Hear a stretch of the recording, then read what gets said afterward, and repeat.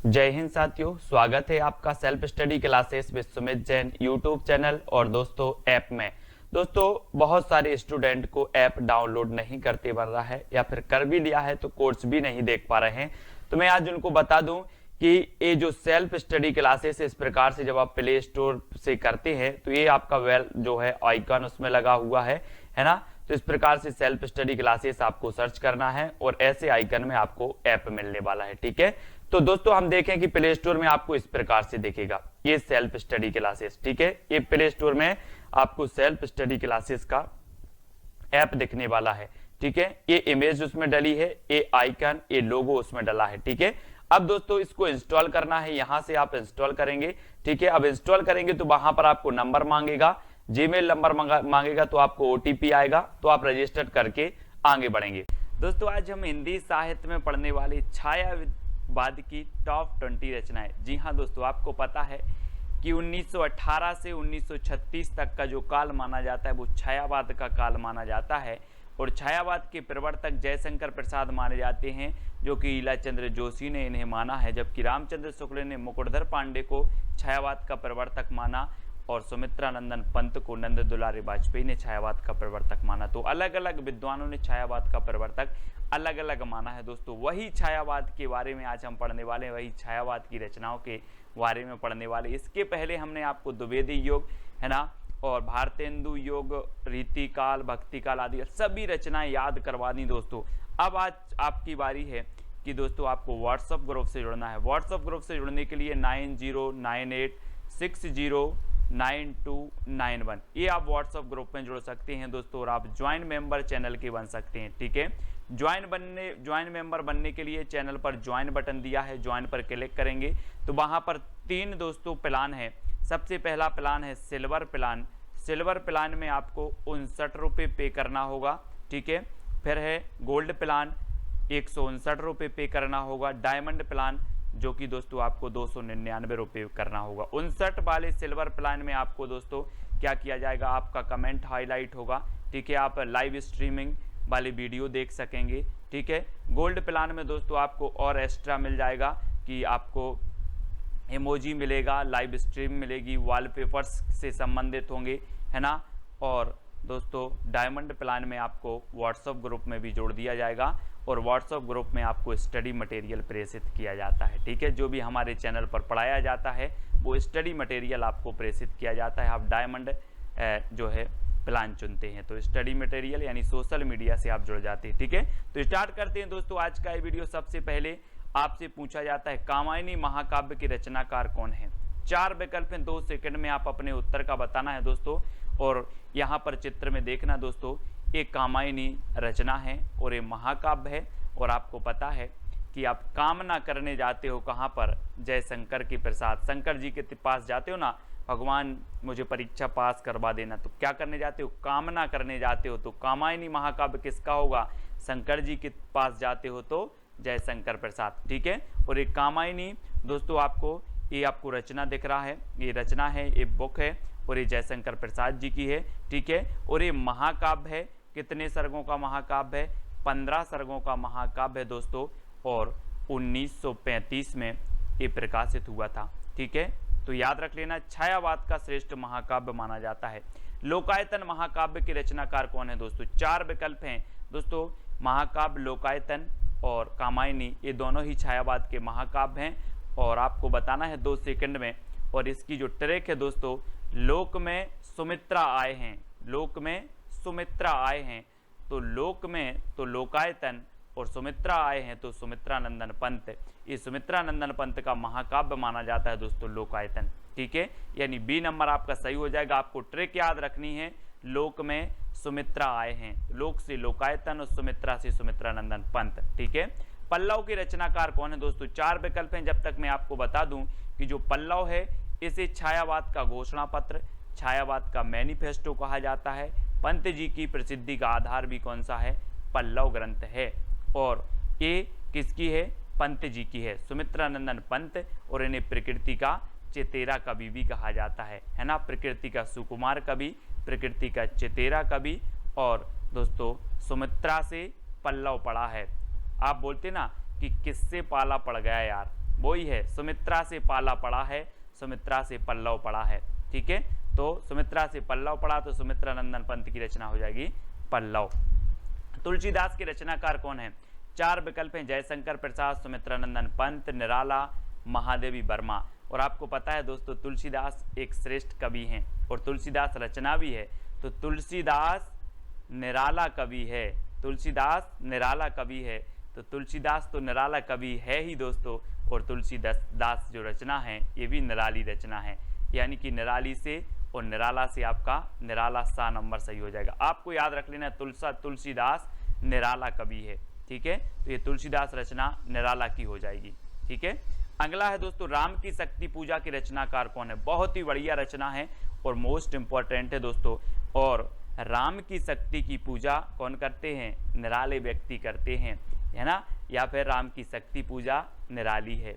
राम की शक्ति पूजा निराली है, राम की शक्ति पूजा निराले व्यक्ति करते हैं, तो राम की शक्ति पूजा के रचनाकार कौन होंगे?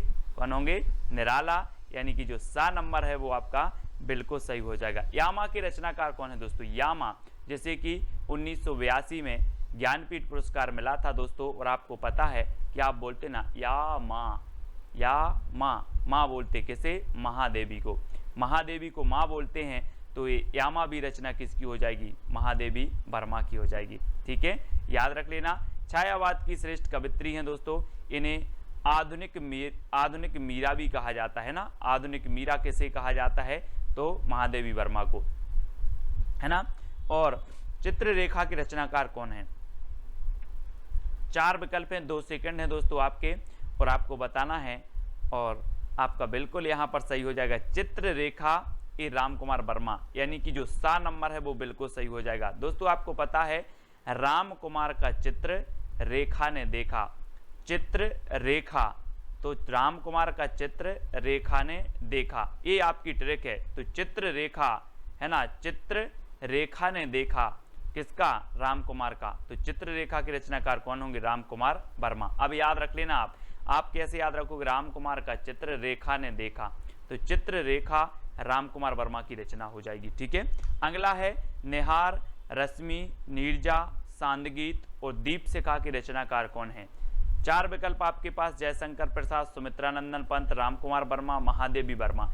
इनमें से 2 सेकंड में आपको बताना है कि निहार, रश्मि, नीरजा, है ना, सांदगीत और दीपशिखा। और आपको पता है दोस्तों कि ये पूरी ही रचनाएं किसकी हैं? महादेवी वर्मा की हैं। महादेवी वर्मा, यानी कि 4 नंबर आपका बिल्कुल सही हो जाएगा। अब यहाँ पर देखो दोस्तों, सबसे पहले क्या होता है प्रभात में? सबसे पहले जब हमारा सुबह होता है, प्रभात होता है, तब निहार आता है। निहार यानी कि ओस आता है कि सुबह सुबह की नहीं, ओस आता है, तो निहार आता है, निहार। ठीक है, फिर क्या आती है? रश्मि, यानी कि सूरज की ज्योति आती हैं, तो रश्मि आती है। ठीक है, फिर रश्मि आती है, और फिर दोस्तों नीरजा खिलती है, यानी कि जो है कमल खिलता है ना, कमल खिलता है, तो नीरजा खिलता है। ठीक है, फिर सांदगीत, फिर सांदगीत में हम क्या करते हैं? सांदगीत की बेला आती है, शाम को सांदगीत की बेला आती है, और उसके बाद हम महादेवी को क्या जलाते हैं? दीपशिखा जलाई जाती है, महादेवी को दीपशिखा जलाई जाती है। तो अब याद रख लेना, आप थोड़ा सा अपना मुंह ऊपर करो और देखो कि सबसे पहले प्रभात आता है ना, प्रभात आता है, फिर दोस्तों रश्मि आती है ना, फिर रश्मि आती है, फिर नीरजा खिलता है, फिर सांदगीत गाते हैं, सांदगीत की बेला आती है, और फिर महादेवी के सामने हम दीपशिखा जलाते हैं। तो ये चारों ही रचनाएं जो हो जाएंगी, 5 रचनाएं किसकी होंगी? महादेवी वर्मा की। ठीक है, इस प्रकार से याद रखेंगे।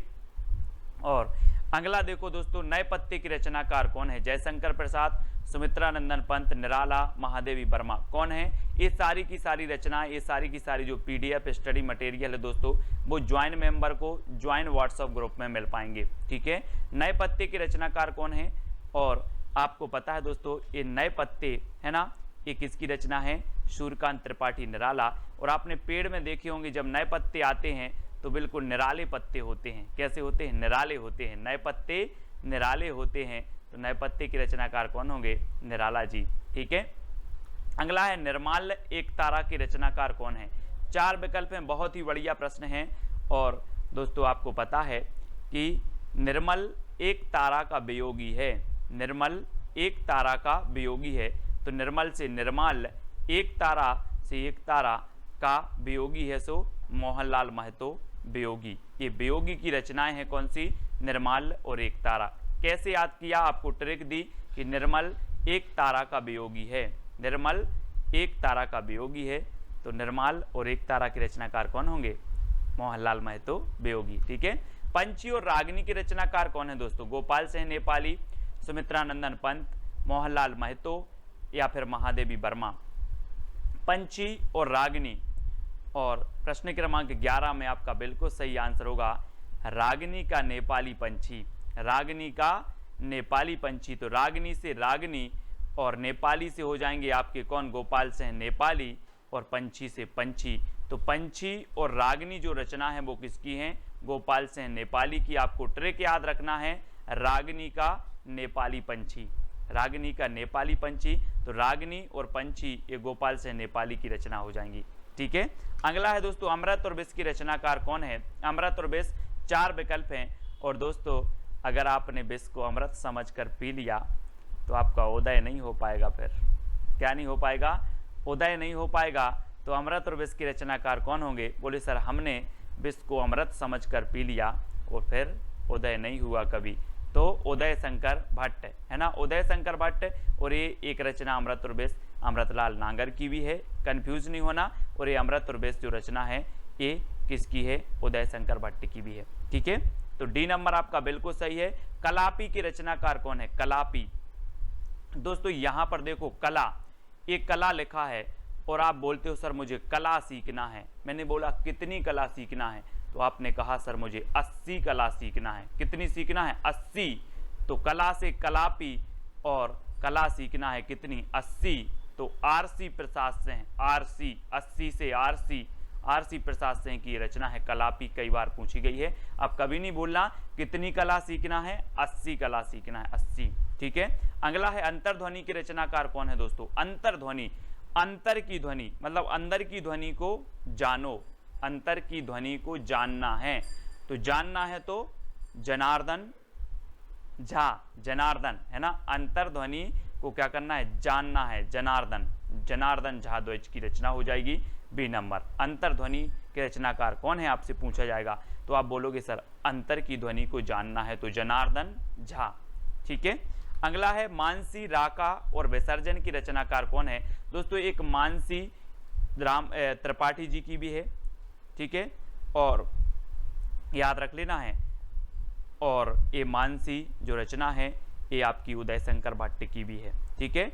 ऐसे आप याद रखेंगे मानसी, राका और विसर्जन। मानसी रुको, उदय शंकर का विसर्जन मत करना। मानसी रुको, उदय शंकर का विसर्जन मत करना। तो मानसी से मानसी, रुको से राका और विसर्जन से विसर्जन। मानसी, राका और विसर्जन है ना। और अमृत और विष ये 4 रचनाएं इनकी हैं कौन की? उदय शंकर भट्ट की। मानसी रुको, उदय शंकर का विसर्जन मत करना। मानसी रुको, उदय शंकर का विसर्जन मत करना। ये किसकी रचनाएं हो गई? उदय शंकर भट्ट, यानी डी नंबर आपका बिल्कुल सही हो जाएगा। ठीक है। अगला है कुकुरमुत्ता के रचनाकार कौन है? 4 विकल्प हैं दोस्तों। जरा इस चित्र को देखो, कुकुरमुत्ता ये किसकी है? ये देखो बिल्कुल निराला होता है दोस्तों। ये कुकुरमुत्ता देखो कैसा छत्ता सा बना है, निराला ही होता है। आप देखो जरा निराला, ये निराला होता है कुकुरमुत्ता। तो ये कुकुरमुत्ता के रचनाकार कौन होंगे? निराला है ना। बोले सर कुकुरमुत्ता चित्र में देखा ये निराला होता है, तो निराला की रचना हो जाएगी, ये सूर्यकांत त्रिपाठी निराला। ठीक है। अगला देखो खादी के फूल की रचनाकार कौन है? 4 विकल्प हैं, और दोस्तों ये संयुक्त रचना मानी जाती है 2 कवियों की। और वो कवि कौन से हैं? बच्चन के पंती ने खादी के फूल पहने। अपन बोलते ना नाती पंती, तो बच्चन के पंती ने खादी के फूल पहने, याद रख लेना है ना। बच्चन के पंती ने खादी के फूल पहने, तो ये खादी के फूल रचना है। और बच्चन के पंती ने पहनी, तो बच्चन और पंत, बच्चन और पंत की ये संयुक्त रचना मानी जाती है दोनों की। यानी कि विकल्प नंबर आपका सा जो है वो बिल्कुल सही हो जाएगा। खादी के फूल बच्चन के पंती ने पहले है ना, बच्चन के पंती ने खादी के फूल पहने। ये ट्रिक है आपकी। तो खादी के फूल जो रचना है ये बच्चन और पंत की हो जाएगी। ठीक है, इसको आप याद रखेंगे। अगला है करुणालय और आंसू की रचनाकार कौन है। दोस्तों आपको ट्रिक कौन सी अच्छी लगी है वो आप बता देना, और आप ज्वाइन व्हाट्सएप ग्रुप से ज्वाइन होना चाहते हैं, है ना, जुड़ना चाहते हैं, तो आपको चैनल के ज्वाइन मेंबर बनना पड़ेगा। ज्वाइन मेंबर का अलग से व्हाट्सएप ग्रुप है और जो है सब्सक्राइबर मेंबर का अलग से व्हाट्सएप ग्रुप है। ठीक है, तो ज्वाइन मेंबर को विशेष जो है यहाँ पर स्टडी मटेरियल प्रेषित किया जाता है दोस्तों, और सब्सक्राइब मेंबर को टेस्ट आदि बहुत सारी चीज़ें करवाई जाती हैं। तो आप ज्वाइन मेंबर बनना चाहते हैं तो चैनल के ज्वाइन बटन पर क्लिक करें और वहाँ से आप कुछ राशि पे करके जो है ज्वाइन मेंबर बन सकते हो। करुणालय और आंसू की रचनाकार कौन है। दोस्तों आपको पता है कि करुणालय आंसू, करुणा के आंसू हम पढ़ते ना, करुणा के आंसू शंकर जी के सामने करुण के आंसू, ऐसे लिख लो, शंकर जी के सामने करुण के आंसू बहाते हैं, करुणा के आंसू बहाते हैं, करुण से करुणा कर दो, करुणा के आंसू बहाते हैं, किसके सामने, शंकर जी के सामने। तो शंकर जी यानी कि जयशंकर प्रसाद। वैसे तो करुणालय और आंसू सभी को पता होगा, लेकिन याद रख ले कि जो है शंकर जी के सामने करुणा के आंसू बहाते हैं, करुणा के आंसू, तो करुणालय और आंसू। ठीक है, इस प्रकार से कामायनी इनकी हम रचना पढ़ चुके हैं। ठीक है, करुणालय भी है, आंसू भी है, झरना भी है, और वसी एक इनकी रचना भी है। ठीक है, तो इनको भी आपको याद रखेंगे। और यहाँ पर शंकर जी के सामने करुणा के आंसू बहाते हैं। लहर, झरना और उर्वशी की रचनाकार कौन है दोस्तों। 4 विकल्प हैं, 4 में से आपको बताना है, और यहाँ पर आपका जो बिल्कुल सही आंसर हो जाएगा वो क्या हो जाएगा, लहर। यहाँ पर देखो दोस्तों, ये शंकर जी बैठे हुए हैं, है ना, शंकर जी बैठे हैं और यहाँ से इनके जटों से लहर निकली। तो लहर निकली तो मानो ऐसा लग रहा था कि झरना निकला है, कोई झरना, है ना। और जब लोगों ने देखा तो लोगों के उर बसी, लोगों के उर मतलब हृदय, और हृदय में बसी। तो ऐसी लहर निकली कि झरना लग रहा था, और जब झरना लोगों ने देखा तो लोगों के उर बसी। तो कहाँ से, शंकर जी की जटाओं से। आप बोलते ना कि गंगा निकली है।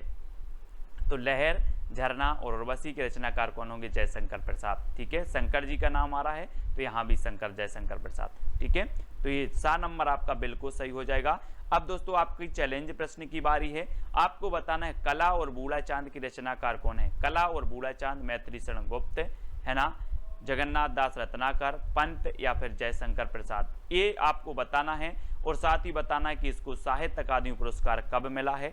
ठीक है, मैत्री शरण गुप्त की एक रचना भी आपको लिखनी है, जगन्नाथ दास रत्नाकर की एक रचना भी लिखना है, पंत की एक रचना लिखना है, और जयशंकर प्रसाद की भी एक रचना लिखना है। और साथ ही कला और बूढ़ा चांद एक किसकी रचना है, इसे साहित्य अकादमी पुरस्कार कब मिला, ये सभी लोग कमेंट में लिखेंगे। मैं सभी के कमेंट देखता हूं। और सुबह रोज 9:30 बजे आपकी क्लास होती है दोस्तों। बहुत सारे स्टूडेंट को ऐप डाउनलोड नहीं करते बन रहा है, या फिर कर भी लिया है तो कोर्स भी नहीं देख पा रहे हैं। तो मैं आज उनको बता दूं कि ये जो सेल्फ स्टडी क्लासेस इस प्रकार से जब आप प्ले स्टोर से करते हैं तो ये आपका जो है आइकन उसमें लगा हुआ है ना। तो इस प्रकार से सेल्फ स्टडी क्लासेस आपको सर्च करना है और ऐसे आइकन में आपको ऐप मिलने वाला है। ठीक है, तो दोस्तों हम देखें कि प्ले स्टोर में आपको इस प्रकार से दिखेगा ये सेल्फ स्टडी क्लासेस। ठीक है, ये प्ले स्टोर में आपको सेल्फ स्टडी क्लासेस का ऐप दिखने वाला है। ठीक है, ये इमेज उसमें डली है, ये आइकन, ये लोगो उसमें डला है। ठीक है, अब दोस्तों इसको इंस्टॉल करना है, यहां से आप इंस्टॉल करेंगे। ठीक है, अब इंस्टॉल करेंगे तो वहां पर आपको नंबर मांगेगा, जीमेल नंबर मांगेगा, तो आपको ओटीपी आएगा, तो आप रजिस्टर करके आगे बढ़ेंगे।